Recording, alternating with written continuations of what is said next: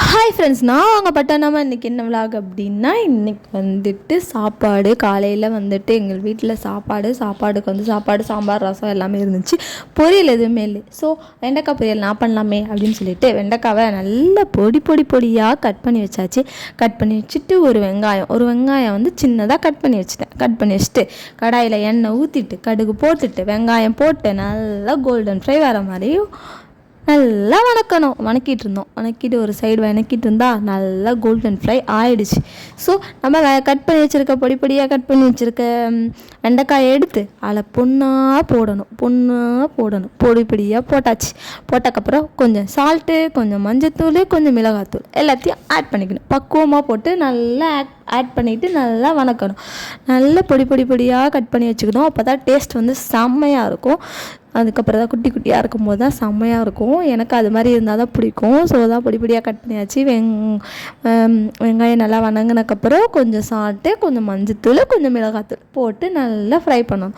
கொஞ்சம் ஆயிலே ஃப்ரை பண்ணணும். ஆயிலே ஃப்ரை பண்ணால் கொஞ்சம் டேஸ்ட் அல்டிமேட்டாக இருக்கும். ட்ரை பண்ணி பாருங்கள்.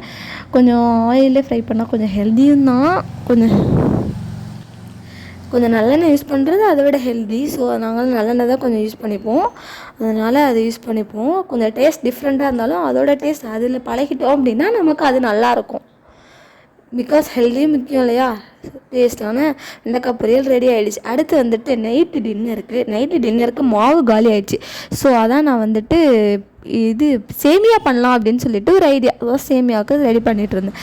எண்ணெய் ஊற்றி கடுகு போட்டுட்டு வெங்காயம், பச்சை மிளகாய், கொஞ்சம் வந்துட்டு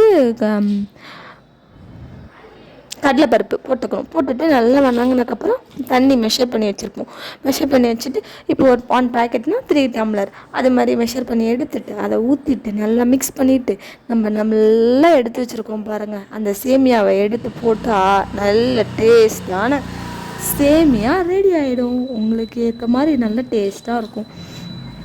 இட்லி மாவு தீர்ந்து போயிடுச்சுன்னு யாரும் கவலைப்பட தேவையில்லை. சேமியா செஞ்சு சாப்பிட்டுட்டு சந்தோஷமாக சாப்பிட்டுட்டு தூங்கலாம். நல்ல டேஸ்ட்டாக இருக்கும் பாருங்கள். நல்லா வழன்னு சாஃப்டாக டேஸ்டியாக